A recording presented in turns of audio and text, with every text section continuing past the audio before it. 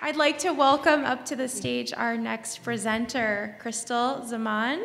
Welcome, welcome. She's going to give us a wonderful talk about swimming upstream. How are you?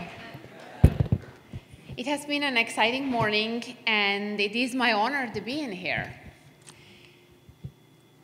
It was just about a year ago, and I know Christy reminded me this yesterday, actually, that it was about a year ago when I heard Shannon talk about the same talk in a different venue, and I was always thinking about it, like I have always wanted to do something like that.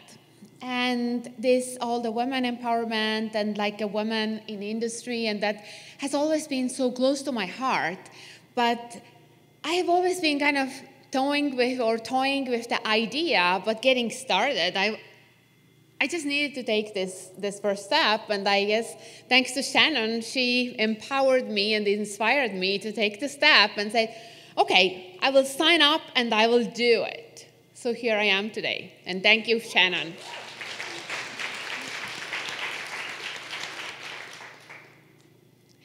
Who am I? How do I show up? And just to kind of continue from this topic, we all have our brand, right? How do we show up? So when I was preparing for this, I was thinking, okay, how do I introduce myself? Who am I? Who am I as a leader? I am a woman. I am a wife. I am a mother to a grown-up boy and a cat. My boy is 27 now. He thinks he's a man. I know he's still a boy. My cat is also a boy, but he's always there at home waiting for me while my son is doing bigger and more important things. But I was born in Estonia. Estonia is a small country in Northern Europe. I moved to USA about 15 years ago. And most of this time, I have been working for Xylem. Xylem is a water technology company. I work with pumps, very male-driven industry, very masculine industry in terms of people who work in our company, also with customers and other stakeholders in this business. And as a woman, being in a male-driven industry, also being an immigrant, I have always felt that I have to work hard. I have to work harder than anybody else to succeed and to be respected. And believe me, I had a very great team. I have a lot of great team members who I can call friends 15 years later. But I always felt that I have to prove myself. There was the team of 19 engineers, there were just 2 women. It was myself and the other lady, and she had all the titles you need in the industry, PE in different states. She had done it all, she was all very well decorated. And I really felt intimidated. I felt like I'm this young person coming to the world, and my biggest desire was actually to become one of the guys.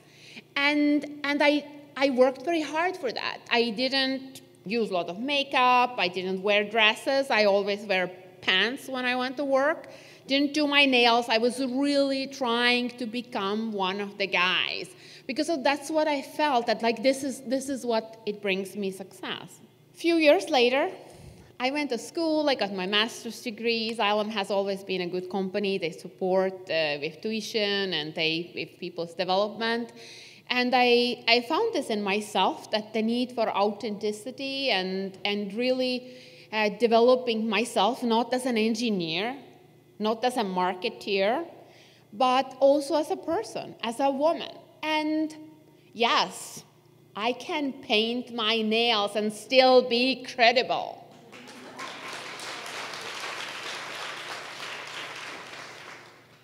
And this is kind of my story, and why I feel so I feel so honored to be in here. But this is also why I want to be in here and share this story, because I know that there are a lot of young professionals entering to the industry who I'm pretty sure will feel some degree of intimidation or some kind of, everybody has their own fears and their own biases. So that's why I wanted to share my story and also to be here and talk about it, to help to accelerate this growth moment for everybody. So coming back to my pictures here, I put together some collage of a picture and that work now being, working with pumps for over a decade. I'm expected to be this superhero sometimes who goes and fixes all the problems, which is challenging, but it's also fun. So I have a picture of a superwoman because of this is what I need to do when I go to work every day. That's what people expect me to do. And I really work hard to deliver on that. The topic of my speech today is swimming upstream. And that's another story. It was a project in northwestern USA, there are a lot of hydropower generation. And there are hydro dams which prevent, which cut off the flow in a river. But there are many species of fish that need to swim upstream to spawn, and that's what they do every year. We are building dams, so our project was on building a fish ladder so that fish can go and bypass the dam and still do what they need to do in the nature. And this is really hard journey for the fish because they have to swim upstream, they have to work extra hard to overcome this flow, but there are also a lot of predators, a lot of obstacles on the way, and not everybody will make it. They don't. So working on this project and thinking about my career in this pump industry, I was thinking that that's a good topic because we are like this fish. We're swimming upstream. We're doing something extraordinary. We are working harder than anybody else to prove ourselves and to be successful and have a good career. And it has worked really well for me because I have had opportunities and I can say that it was good. I like what I do. I'm passionate about what I do. And that brings me here. That's my story. But the rest of my speech today would be more about, when we talk about women empowerment and diversity, a little bit on statistics, a little bit about why is it really important. One thing is, yes, that we want to be inclusive, we are leading with our heart. But other than that, why is it is actually important for the economy of the country and also global economy and corporations and businesses. It is actually important to have diversity and inclusion goals. I will talk about, I will cover some research, what I have come across, and bring some examples of what we do in Xylem. And the third very important point, what I want to wrap it up with, is to coming back to this personal level and what you can do and why should you care, how can you find your value, how can you be the part of the solution, how can you lead this delivering this solution and ultimately swim upstream and get to the target. So the economy, when we're looking at the economy is often measured in GDP. And to increase GDP, there are two ways. We increase productivity and we increase the workforce. Productivity increase is to increase the education level, higher skills of people, they will earn more money. That's one of the ways. The other way is to increasing the number of people in a workforce. And the US always has been growing their GDP, but since 1970, US GDP has grown about 25%, and that has come from adding women to the workforce. So if you think back of now, that if those women would not be working today, the US GDP would be only 75% what it is today. It's a pretty significant size. And when we're looking forward of what the potential is, the potential of other developed countries like Sweden, today about 76% of women aged 25 to 54 are in workforce in USA. Leading developed countries, in Sweden was the highest, about 87% of women are working. So just purely for the US economy, if we could get our women in a workforce rate to the same level as Sweden, it would add over 5 million women to the workforce and would grow US GDP 3 to 4%. Just inclusion. I found that this is a very powerful statistics. And when sometimes people say, what is women think? It just doesn't, just do your thing. But there is a really a big, actually financial value to it. So why should corporations care? And what is happening in corporations? Over the last 30 years, women every year earn more bachelor's degrees than men. And I know this for a fact because there is a good organization as McKinsey. They do a lot of research and statistics. They have been doing a Women in the Workplace report for the last 4 to 5 years. And it was actually a very good report. It's available for free, so Google it and read it. It was very insightful.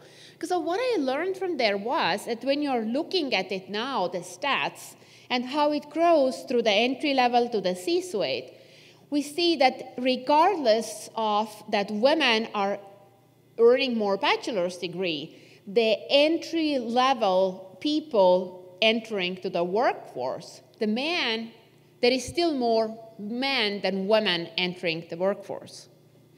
And there is, when we are looking to the next level, to managerial level, there is less women gets promoted to managerial level than men. And with every next step, it gets worse. And now when we're looking at, there are 4 categories: white men, men of color, white women, women of color. So women of color are actually in the worst position. And some of the reasoning and what they found out about there was that as a woman at the workplace, we have to deal with everyday microaggressions. And these might be this everyday discrimination, sexual harassment, and also being the only woman in a room, which can be also a big challenge.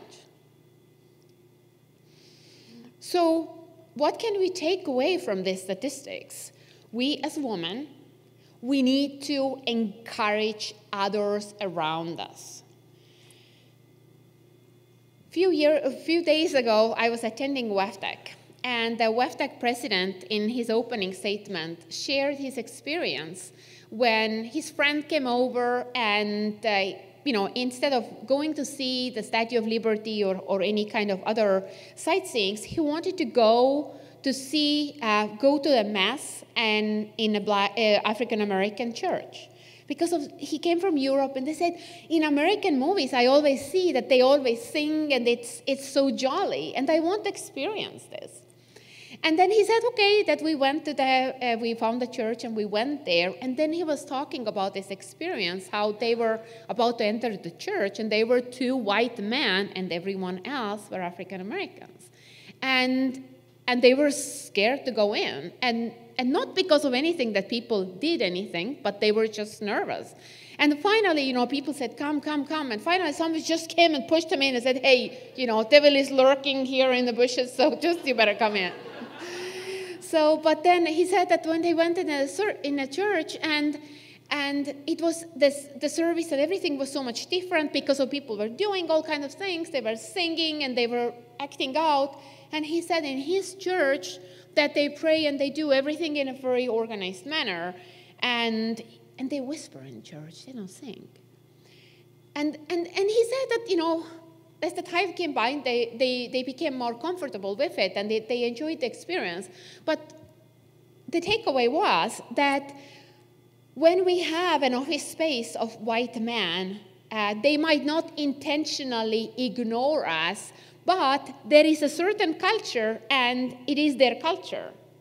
And it's not just a white man, it might be also vice versa, right? That when we have an office full of women and there is a man entering to this space, they feel the same way. So any kind of minority that they might not feel at home. And I think it's very important that when we acknowledge it and think about what can we do about that when we have a new employees joining us, what can we do to make them feel at home? And should we just pay a little bit more attention and talk with them and say, hey, you know, show them around, introduce them to people, just be this friendly face. There is a lot of other research out there on gender diversity, but here are some of the numbers, and I can also share the slides, but it's basically, there's a lot of credible research out there that says that the gender diversity affects the bottom line, that companies who have a higher degree of gender diversity on their management are actually more profitable than others. Then it also gives the businesses a competitive advantage. There were women were surveyed, and 80% of women surveyed, they said that they would change their job if the other company offered a greater gender equality. If that would be the only differentiator, they would just jump the ship. There was another good book that I read was about the Medici effect. It was basically about, it's a longer story, but it was talking about the diversity and how the truly diverse teams deliver innovation and generally better business results. And it's not just gender diversity, but also including people in different age, different race, different ethnicity, different backgrounds, different educations, and how those diverse groups actually deliver better results on delivering more diverse solutions. It matters to investors. Investing today are the baby boomers are holding the most of the capital, but the times are going by and new investors coming by. Soon come the millennials. So what are the values and preferences of millennial investors? So there are number of new funds now that are focused on sustainable investing, and diversity is also one of the goals. So a lot of companies are looking into that, and especially the companies who are publicly owned companies, to look that there are I found this piece of information that the gender lens investing is one of the most rapidly growing segments of sustainable investing. There are investors just looking for companies who are doing the right thing. Then, yes, the diversity is linked to sustainability. Presents also huge economic opportunity. So like I mentioned before, just adding more women in a workforce, I was comparing two developed countries, USA and Sweden. But if you think about the underdeveloped countries, what is the capabilities and capacities in there? If we could, include these women, can give them proper education so that they can increase the productivity, and we can also include them in a workforce. So that would be a really huge boost to the world economy. So quickly about Xylem. Xylem, like I mentioned, is a water company. We operate in over 150 countries. We have over 17,000 people working in 400 locations. So we are really a global company. Our management, our leadership has recognized the importance of diversity and inclusion. And earlier this year, Xylem published our sustainability framework and also sustainability goals for next 5 years. So the framework is basically framed around three important sectors: serving our customers, empowering communities, and building a sustainable company. And the diversity and inclusion are under the sustainable company culture and talent framework. Within this report and goals, we have made a commitment to create an organization of diversity and inclusion in which all employees feel involved, respected, valued, connected and are free to bring their authentic selves and ideas. Going specifically to the goals, today about 25% Xylem management is women, and also for the rest of the workforce is about the same, 25% are women. By 2025, our leadership has made a commitment to have a 50-50 split of global gender parity in leadership roles.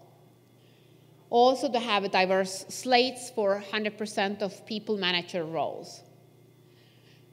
We focus on increasing US minority representation, more employees engaged in employee networks, and conduct quarterly diversity inclusion events that include also our customers, suppliers, partners, and communities. So not just internally, but also start reaching out to people who we work with and engage them in same values. One of the initiatives I have been personally involved with is the Xylem Women's Network. And we founded our local Charlotte chapter in December. And we have, since then, we have had very great participation, both from women and men. And we are doing our monthly meetings. We do different topics. Some of the pictures I included here are from our celebration of International Women's Day. We designated the whole week for that. It started with, we kick off with a diaper drive for the local women's shelter. We had Balance for Better activities, which included a huge Jenga set, and people could practice their balance. But then we also asked our employees make their resolutions, so to the resolutions and promises to diversity. So my March 8th resolution was that I will drive gender balance initiatives in Xylem and industry. So I feel very passionate about that. So that's one of my things. But it also included we had a panel discussion with 3 leaders, women from high positions in Xylem. They came and they shared their stories. We had a very good luncheon for the whole company. And what I want to emphasize in here, that these activities need to include the whole company. And even for activity committees, everything, we got a lot of engagement. Actually, men was like, they were asking, can we come? I said, sure, of course you have to come. You have to come and you have to engage. So it has been really great. Next big event that we are planning is actually we're kicking off the Breast Cancer Awareness Month. And during that month, we will kick off with a breakfast on October 1st. We will have a couple of different speakers talking about the health. And also we have a breast cancer survivor coming to sharing their stories. We will be sponsoring the 3-mile run. And then there are some others. And then we will conclude it on the Wear Pink Day, which is October 18th. And we will have a quick photo shoot and some more activities under Men in Pink headline. To kind of wrap it up, to come to the little bit on a personal level and kind of what can you do yourself? Act the leader you want to be. Sometimes, we feel that we are not being recognized and we start from the hard place and it can be a struggle. But what I have learned during my time and my experience is that you just need to act. You show them what you can do. Just show it, do it, and then they will recognize it. Build your confidence. Speak up. There is another research that was done that women don't ask. That women have a tendency of asking their questions later. They have a meeting after meeting. When we have a meeting or the bigger is it lecture or something, who raise their hands are often men. So women, you need to raise your hand, like Charlie started us. Raise your hand, speak up. Show up. One recommendation I like the most is fake the enthusiasm. So everybody looks like me like I'm crazy. But if you think about, if you meet somebody and they are smile, say, hi, how are you? Or, hi, yeah, it's a bad day. So which person would you like to talk with? Which person would you like to do business with? And going a little bit more than that, I actually tested the theory. So I was thinking, okay, what will happen if you smile to people on the street, like random people? Don't do it at night or like that, but but at the daytime, just smile. What will happen? They will respond with a smile. And most of them do. And, as you keep on doing, my mood was getting much better. I was getting excited. I was like, wow, it's really contagious. So smiling is contagious. And even if you are having a shitty day, go and put this smile on your face, and the reflections that you are getting back, it will cheer you up. So always remember Mary Poppins. It just takes 1 spoonful of sugar to fix everything. Mentoring is always good. Yeah. To find a mentor for yourself, but also become a mentor. It doesn't matter who you are, what your position is, become a mentor to somebody. Because often this is much more developmental opportunity to become a mentor. You will learn much more from that when you are a mentor than from your mentor. Negotiate, we will have a session on that, and generally stand up for yourself. So, with this, I want to really challenge you. And here is really, think about it. When you leave here, or even before that, we are all part of the solution. So I want to challenge you to be passionate. Be passionate about what you do, how you show up. Be engaged, be intentional, be present. Be clear about what you want. It's not an easy question. Think about what you really want, and then be very intentional about that. And work with others to advance inclusion and diversity. Help others, lift up your colleagues, give advice to others, make connections, and call out people if necessary. If you see something is being done wrong somewhere, don't hesitate to speak up. And this is my last slide. Think about this fish. Every year, millions of fish are swimming upstream. They are overcoming a lot of difficult situations. And be like this fish. Show everyone that you have what it takes, and you have more what it takes. You can do better than anybody else. Believe in yourself and swim upstream.